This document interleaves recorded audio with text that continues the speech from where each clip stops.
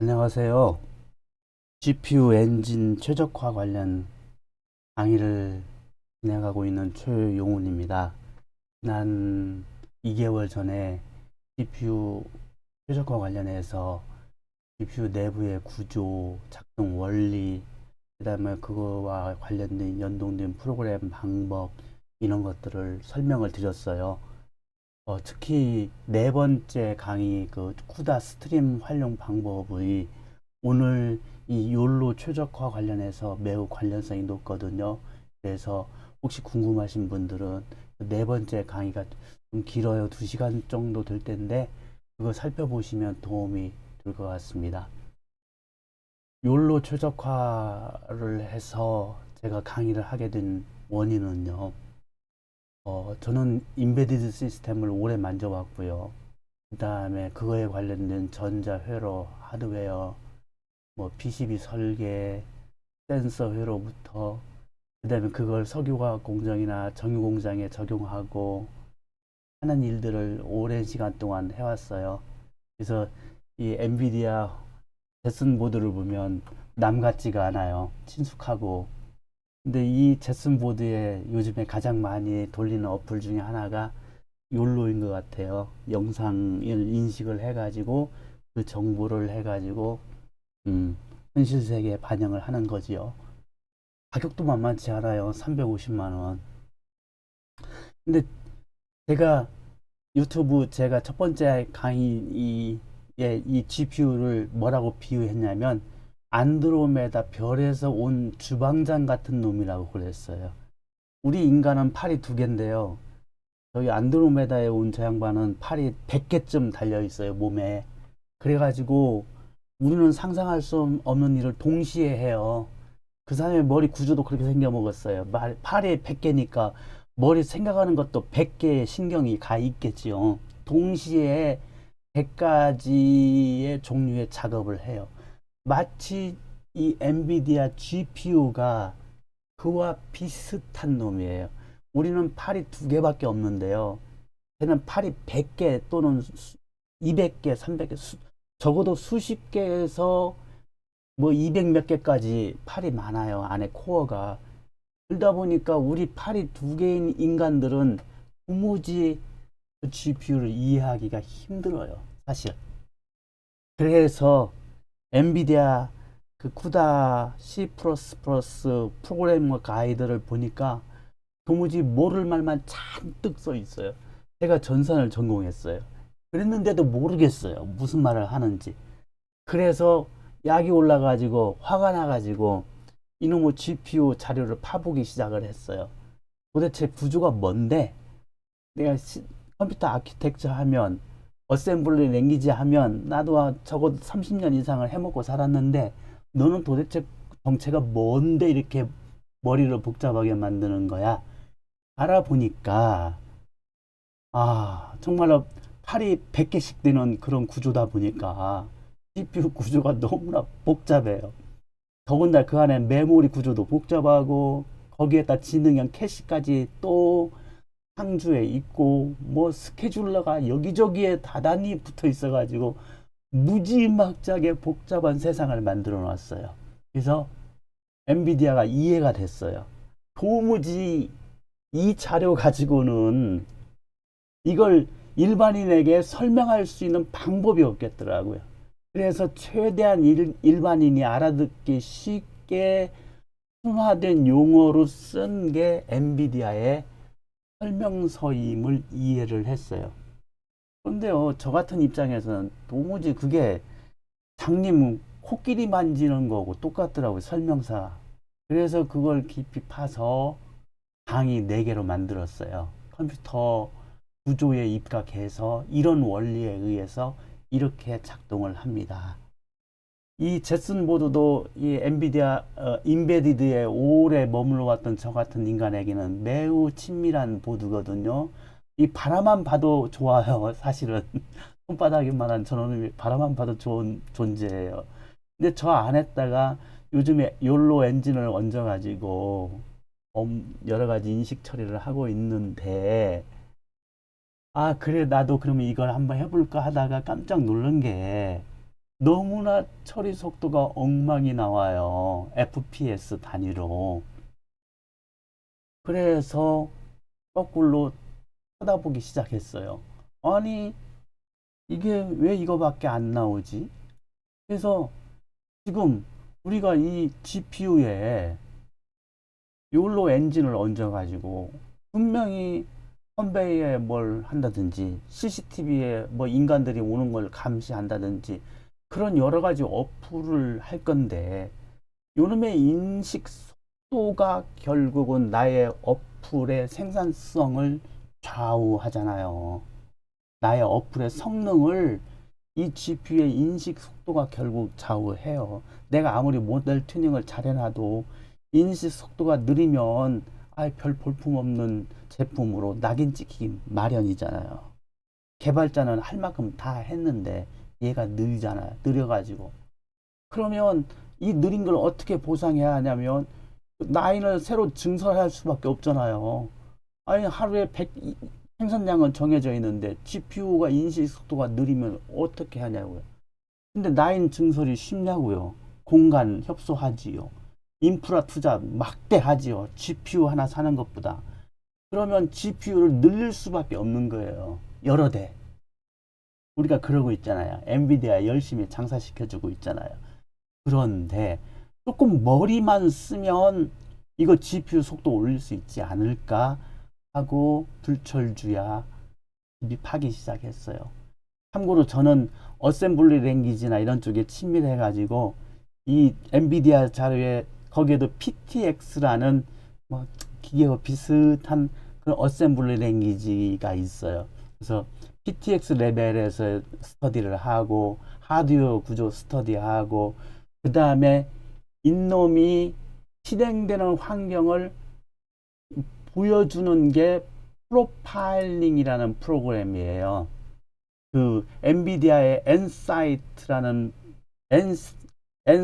나이트 사이트라는 프로그램, 그냥 줄여서 엔시스라고 그래요.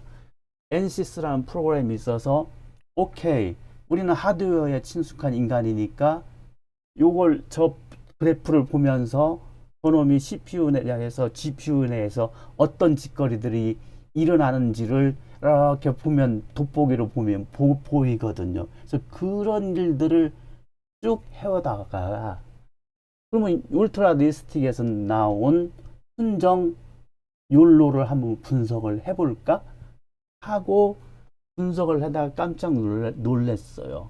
아, 이래서 욜로가 늦겠구나 라는 것이 감이 왔어요.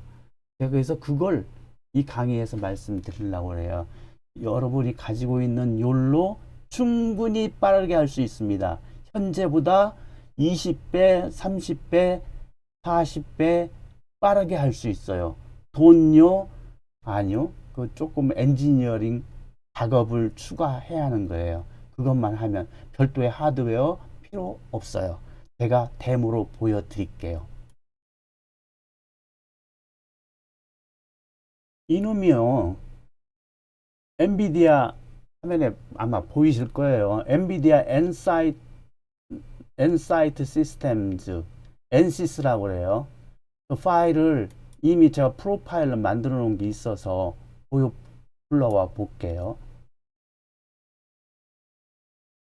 누구냐면 씬1과 씬3로 나눴는데 씬1은 파이토치 푼 안 된 욜로 엔진 그대로 이걸 프로파일 도구 NCS에서 돌린 거예요. 요거 불러와 볼게요.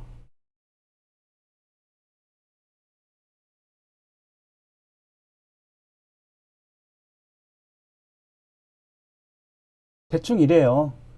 시작에 0초에서 시작했다가 저기 8점 몇 초에서 뜩 끝났다는 거예요. 실행이. 그러면 이 사이에 뭔 일이 있었냐는 것을 그래프로 나타내는 건데요. 중요한 것이 이게 GR 액티브예요. 이건 그래픽 카드의 액티브 상태를 얘기해요. 그래픽 카드예요. 그래픽 카드 GR. 빨간색으로 해서 0에서 100으로 표시돼요. 빨간색이 없는 데는요. 그래픽 카드 GPU가 작동하지 않았어요. 이 지점에서만 GPU 카드가 그것도 아주 조금씩 작동했어요. 뭐 35%에 100%. 여기 그래프는 다 안 보이지만 실제 여기에는 맥스는 100%도 있고 최소 35%라는 거 이렇게 작동을 했다는 거예요. 이 부분이 중요해요. 우리는 GPU를 열심히 써야 할 사명을 타고난 사람들이니까요. 그래서 이거를 분석을 하다 보니까 뭔 일이 발생했냐면 여 앞에도 보면 여기 디램 어찌고 저찌고 이 앞에도 보면 뭐가 이 회색을 먼저 설명을 드려보면요. 회색은 프로파일러 오버헤드예요. 그러니까 NCS가 작동하기 위해서 관련된 라이브러리들을 올리고 실행 환경 만들고 지도 이벤트를 기록하고 하는 매우 복잡한 시스템이잖아요. 그래서 회색 막대들이 여기까지가 지가 준비한 작업이에요. 후다 NCS가 이 실행 파일을 그러면 여 뒤에부터가 이제 중요해요. 그 다음에 쿠다 API들 보면 이 지점부터 이제 API를 해가지고 뭔가 뭐 동작들을 한 것들이 보이지요. 그죠? 이 동작들을 한 것이 보여요. 실제적인 본격적인 작업은 이 지점, 여기 이 구간에서 이루어졌다고 볼 수 있어요.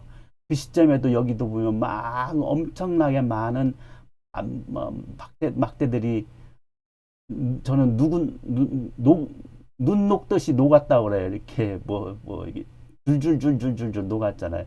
이 부분을 한번 살펴볼게요. 5점 몇 퍼센트, 5점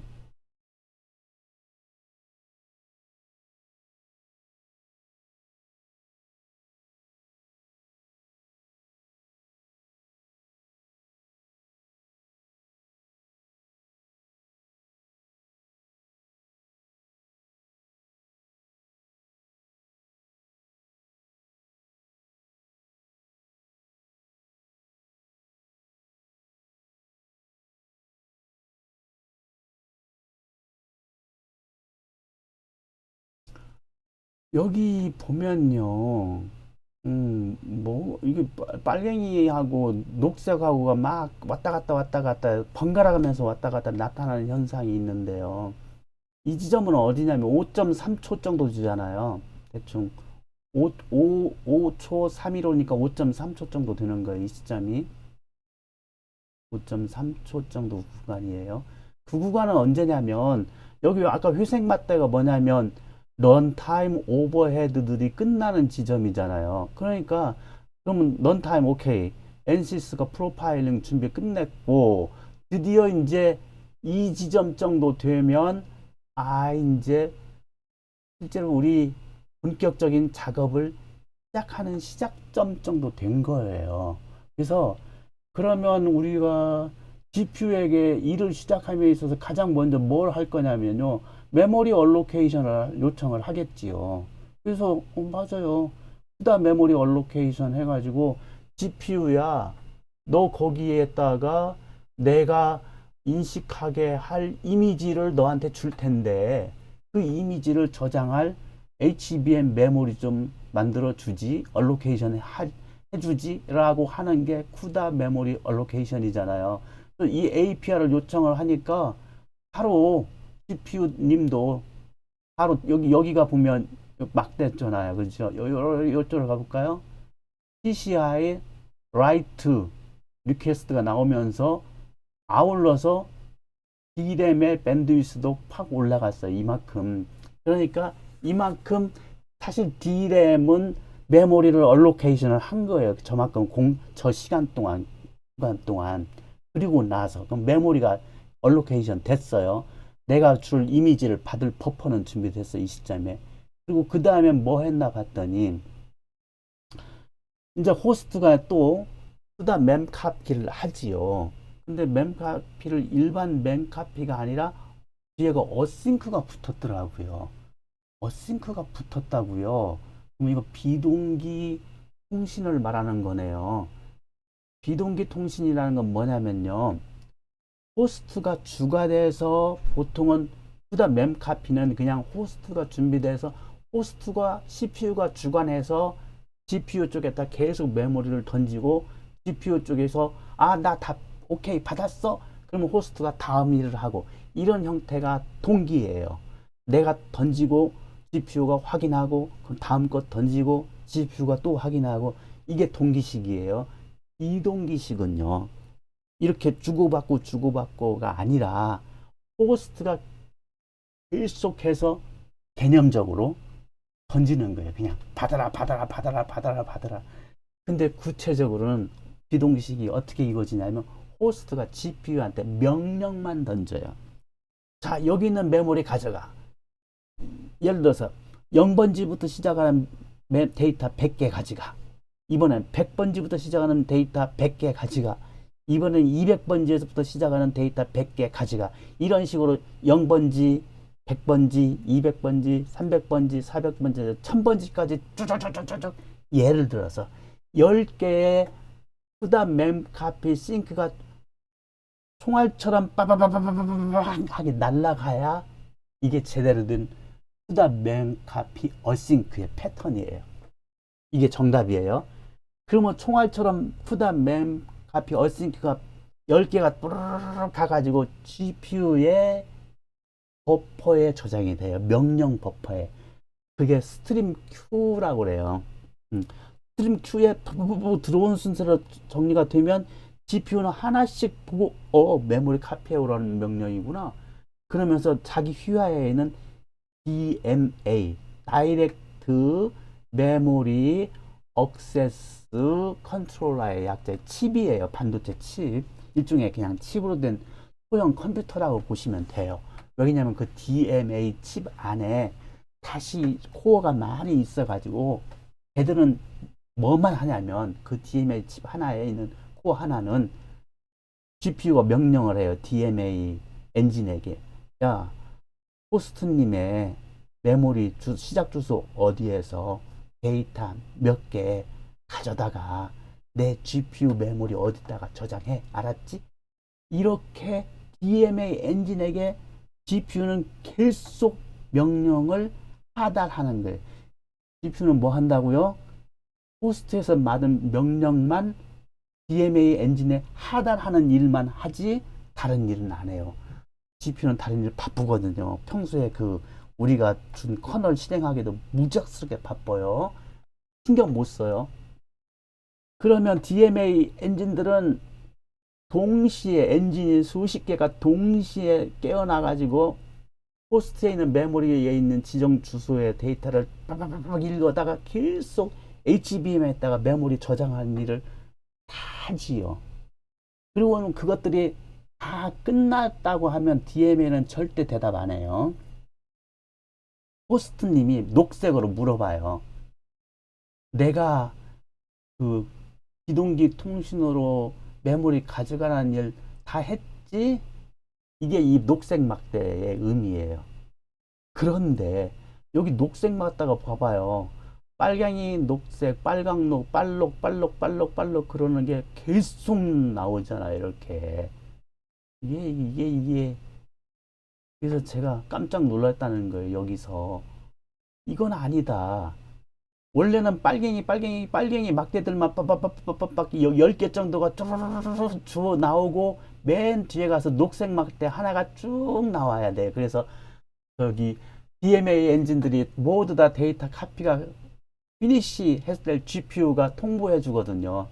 호스트에게 너 내가 메모리 카피 10개 나한테 요청한 거 다 했음.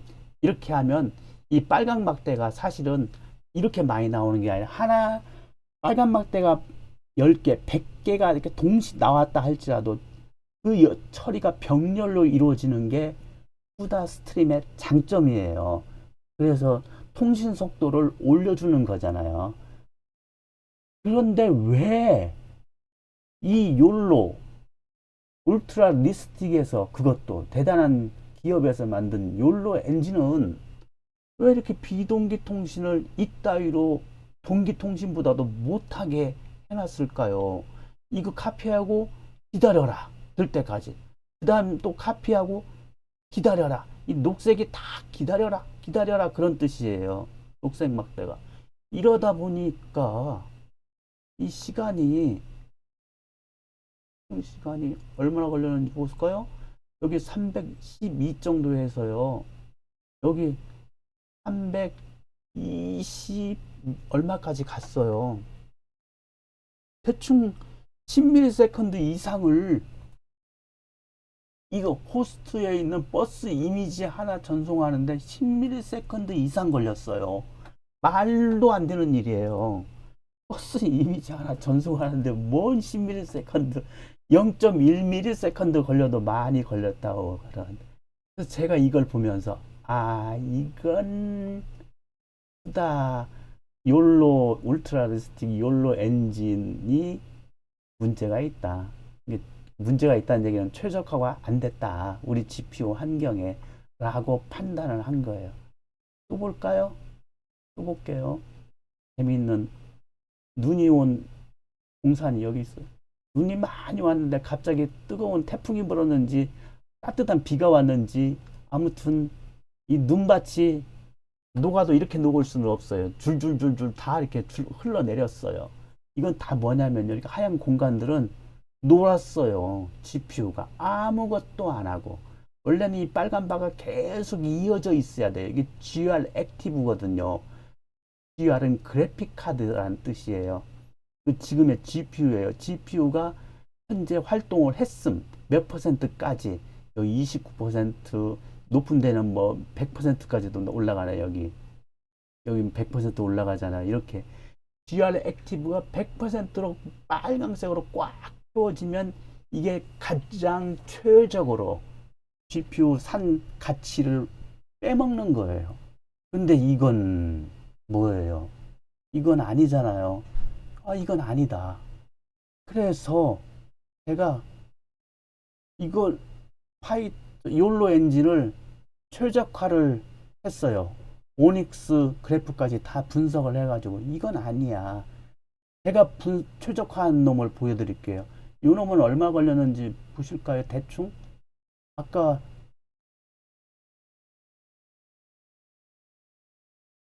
전체가 6초 걸리잖아요. 그죠? 그리고 이 핵심 부분 이 정도 걸렸는데 딴 놈, 제가 최적화한 놈 불러봐 볼게요. 이게 얼티메이트 휴즈드 엔진 보고서예요.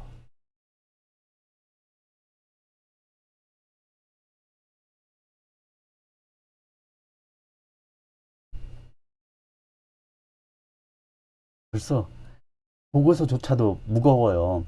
최적화된 놈은 워낙에 거기에 기록할 게 많아가지고 타이밍은 뭐 거의 5초나 아까 6초나 비슷해. 근데 얘는 여기 2초대에서 5초대까지 거의 GPU가 놀지를 못하잖아요.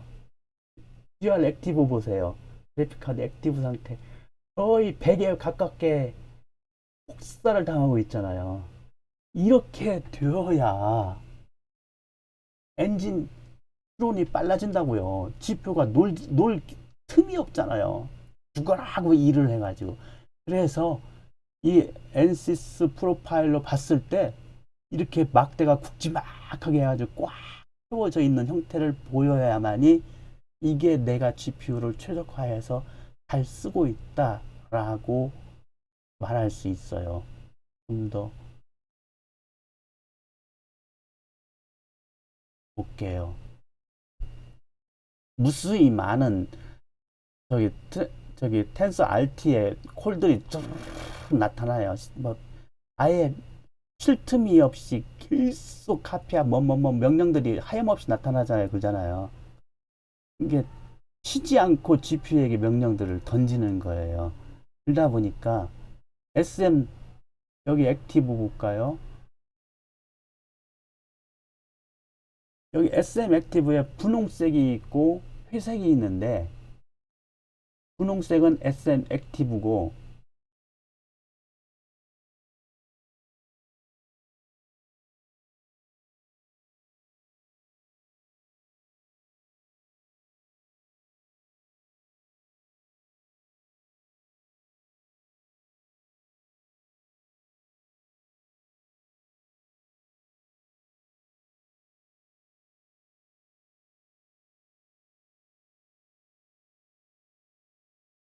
아, 여기 미안해요. 여기 SM 워프, SM 안에는 32개의 스레드가 하나의 워프를 형성을 하잖아요. 그죠? 그러면 그 워프가 하나만 있는 게 아니잖아요. 그 워프들이, 25% 워프들은 실행을 하고 있었고, 이 시점에. 그 다음에 나머지 47.5%의 워프들은 액티브이지만 얼로케이트가 되지 않는, 이게 25%, 23, 대충 25%의 워프들이 현재 SM에서 실행되고 있기 때문에, 이게 풀이기 때문에 나머지 46%는 액티브 상태에서 대기하고 있다는 거예요.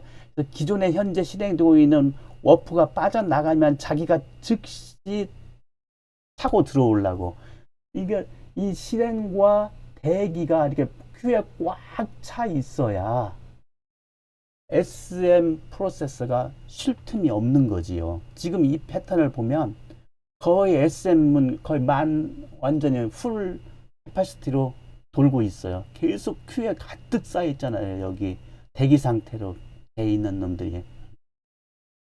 이게 최적화된 대표적인 패턴이에요. 다시 파워포인트로 돌아왔어요. 아, 이거 하나만한 통신, 비동기 통신이라고 제가 노란색으로 꽝이라고 해놨죠. 그래서 이걸 보면서, 아, 이거 스탠다드 욜로를 쓰시는 분들이 속도가 엄청 느리겠구나. 예, 모델을 잘못 만들어서 이렇게 느린 게 아니라고요. 모델은 욜로가 만들어준 엔진, 울트라 리스틱에서 만들어준 그 그래프 있잖아요. CNN이 있고 그 뒤에 다시 뭘 곱하기를 하고 포맷을 변경하고 룹을 돌고, 그런 구조는 우리가 바꾼 게 아니잖아요. 우리는 무엇만 바꿨냐면요, 그 모델에 들어가는 가중치 값만 바꿨어요. 어떻게 트레이닝 데이터 라이브를 열심히 주어가지고 이건 이거야, 이건 개똥이고 이건 말이고 이건 소야 라고 걔를 열심히 트레이닝 시켜서 모델이 알았어요. 그러면 그거에 대한 가중치 팩터들을 지가 다 수정을 했잖아요. 우리는 엔진을 바꾼 게 아니에요. 우리는 가중치 데이터만 바꿨어요. 그러면 이 욜로 엔진 자체가 이렇게 비효율적으로 돌아갈 수밖에 없는 거예요.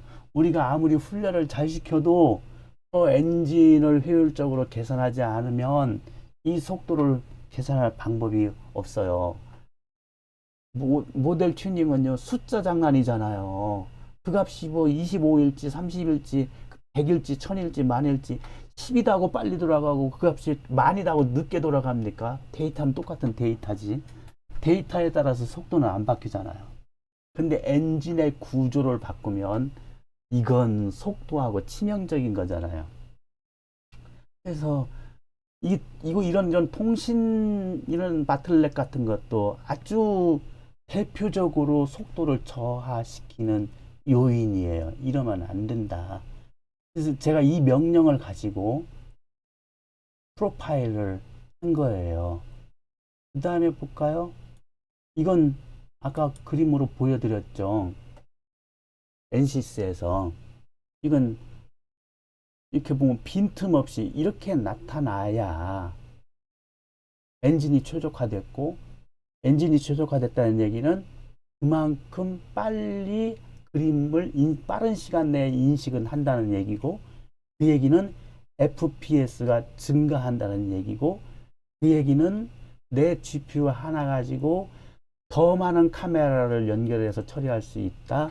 또는 내 GPU 하나 가지고 과거에는 9에서 얼마 이상 속도 이상은 처리 못했는데 이제는 더 빠른 속도로 9에 물건이 지나가도 내 GPU가 충분히 인식 처리할 수 있다. 이 얘기잖아요. 결국 처리 속도가 올라간다. 돈이 굳는다. 내 재료비는 안 올라가고 내 처리 속도는 올라가고 고객에게 자랑할 거리는 늘어나고 결국 프로젝트의 마진이 증가한다는 얘기잖아요. 결국 그게 최적화의 목적이에요. 그러면 제가 최적화한 놈을 비교해 왔어요. 순정 토치, 형태의 욜로.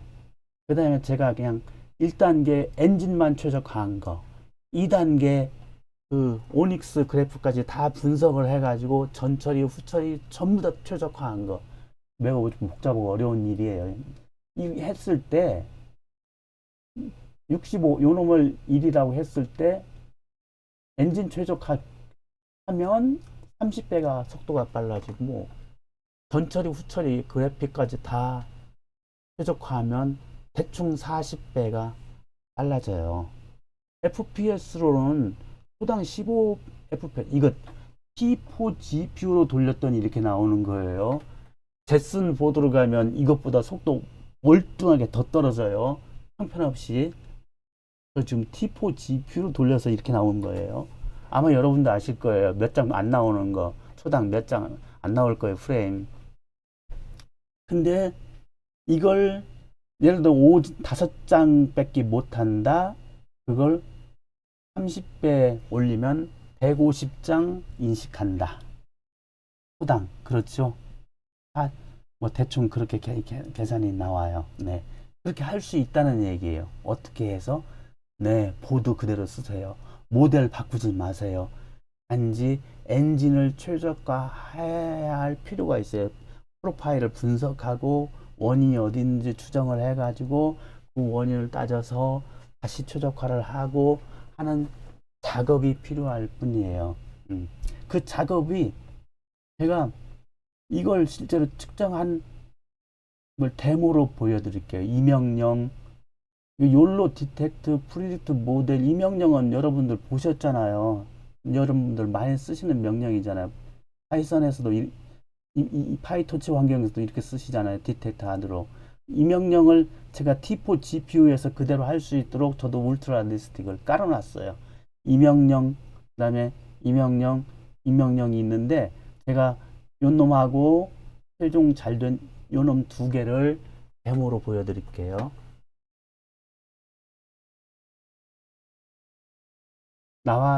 화면이 나왔는데 글자가 너무 작을지도 모르겠어요. 조금만 키울게요. 이 정도면 보실 수 있을 거예요. 이 정도면. 제가 명령을 좀 카피해 오겠습니다.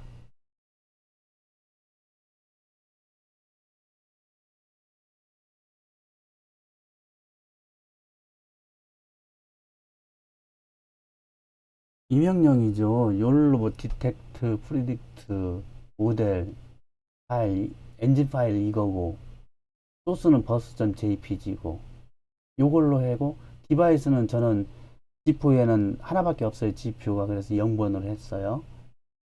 엔터를 해볼게요.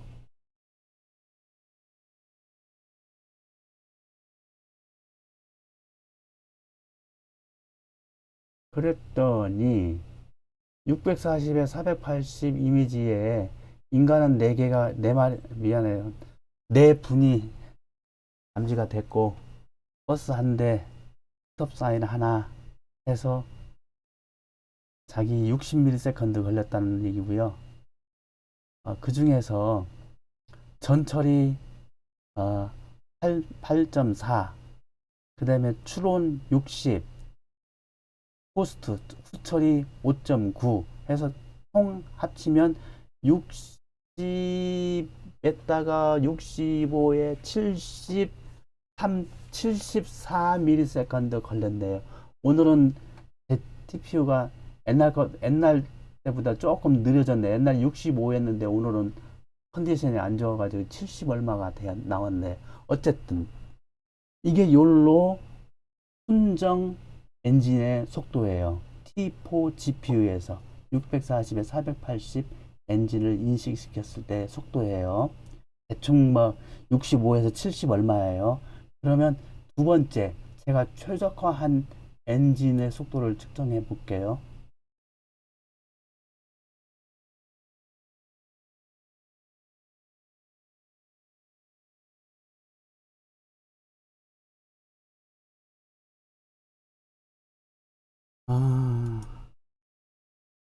제 명령이요. 텐서 trt exe2이에요. 텐서 rt 실행 환경이란 약자인데요. 텐서 rt execution의 약자인데요.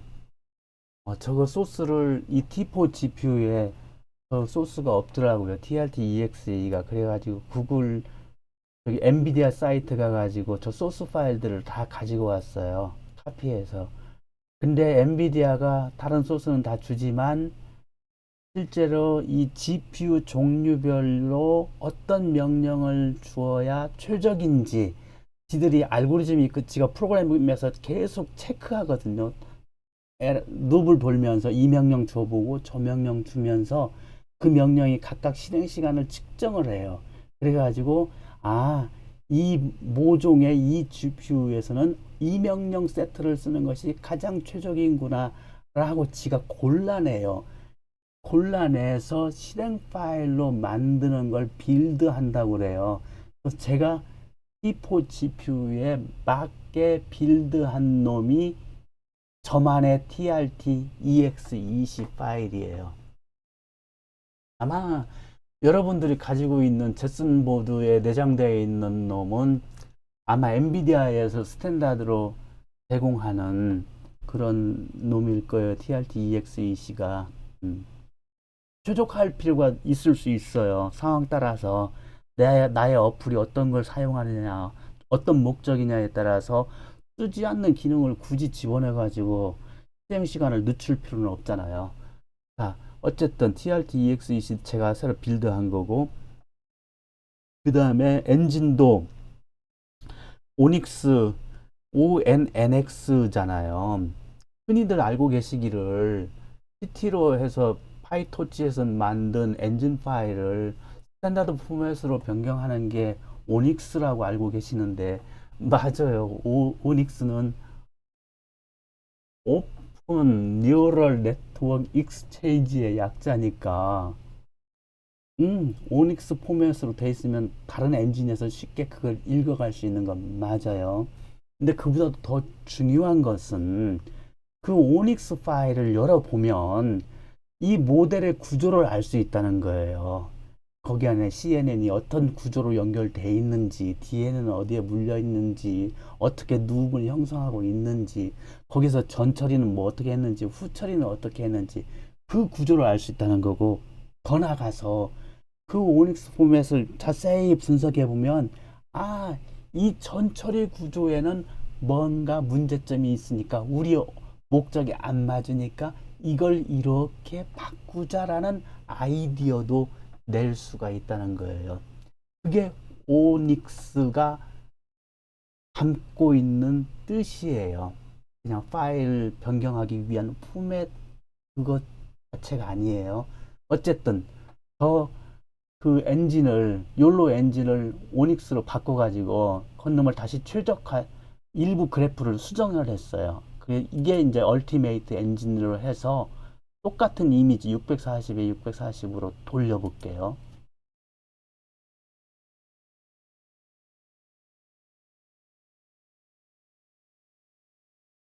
퍼포먼스 썸머리 볼까요?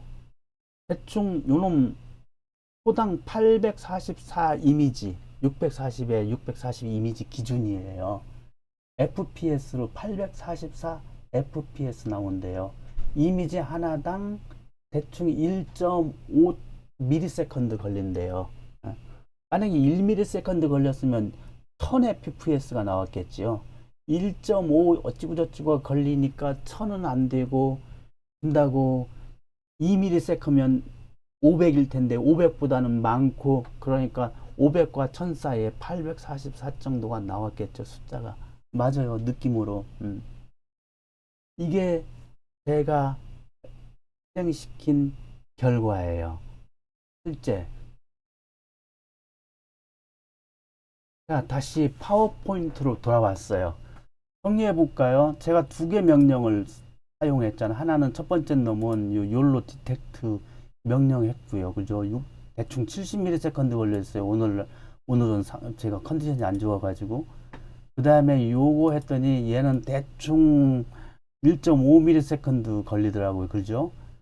그래서 정리해보면 순정은 이만큼 걸리던데 최적화했더니 1.5가 걸리더라. 그러면 FPS는 이 정도 나온다. 얘는 15회 이렇게. 그러면 순정 기준으로 30배 또는 40배 정도 속도를 향상시킬 수 있다. 하드웨어 추가 없이. 그냥 현재 가지고 있는 모델은 손 안 대고 현재 가지고 있는 모델을 욜로 엔진을 최적화시켜서 현재 가지고 있는 여러분들이 가지고 있는 그 모델의 목적에 맞게 엔진의 구조를 최적화시키면 30배에서 40배 정도의 속도를 올릴 수 있다. 이 말씀을 드리려고 이 영상을 준비했어요. 참고로 저는 GPU가 가지고 있지 않고요. 구글 클라우드 플랫폼에 있는 T4 GPU를 필요할 때만 쓰고 남은 평상시에는 꺼놓으니까 한 달에 사용료도 얼마 안 나오더라고요. 그걸로 열심히 쓰고 있고요. 공인 IP를 쓰다가 가만히 보니 이거 IP가 요즘에는 어떤 세상이에요. IP만 알면 IP 계속 서칭하고 있잖아요. 해커들이. 아주 IP를 안 알려줬음에도 불구하고 IP에 유저네임 패스워드를 막 조합을 해가지고 뚫으려고 얼마나 시도를 많이 합니까? 그래서 저는 IP를 안 쓰고요. 제 PC에서 제가 구글 계정으로 얼굴로 홍채 인식을 해가지고 들어가요. 그러면 제가 들어가는 구글 어카운트가 이 IAP 터널링 계정하고 같이 연동돼요. 그래서 저하고 같은 홍채를 가진 인간만 제 구글 계정에 들어갈 수가 있어요. 그리고 이 구글 클라우드 제 서버에 들어갈 수 있어요. 그래서 아무런 문제가 없어요. 저한테 분석을 제가 열 회사만 무료로 분석을 해보려고 그래요. 일단 시장 보려고. 그래서 선착순으로 10회사만 저한테 레포트를 모델 파일만 주시면 제가 그걸로 분석을 해서 드릴게요. 뭐 필요한 서류들 이건 모델은 중요한 거잖아요. 그래서 NDA나 데이터 파기 증명이나 회사 서류가 있으시면 그 회사 서류에 맞춰서 드리고 아니면 제가 만들어서 그냥 서명해서 드릴 수도 있고요. 저한테 메일 주시면 되고 제가 분석을 해보고 이건 어떻게 해도 개선이 안 되겠어요. 그러면 그냥 저도 파기해버리고 죄송해요. 열심히 봤는데 개선의 정이 없네요 하고 서로 빠빠이 하면 되는 거고 거기서 뭔가 개선책이 나오면 그러면 이거 개선해 봅시다. 큰 비용 안 듭니다. 저 같은 최적화 엔지니어가 그냥 쉽게 만날 수 있는 놈이 아니잖아요. 사실은 저도 이걸 그냥 뚝딱뚝딱 그냥 책 보고 금방 안 게 아니잖아요. 한 30년 이상을 이 시스템하고 인베디딩 쪽에 GPU 쪽에 쭉 오래 또 어셈블리 랭귀지 GPU는 PTX라는 어셈블리 랭귀지 비슷한 걸 사용을 해요. 그래서 결국 최적화를 하려면 그 기계어까지 분석을 해가지고 왜 이 기계어를 사용을 했지? 결국은 컴파일러가 잘못한 거예요.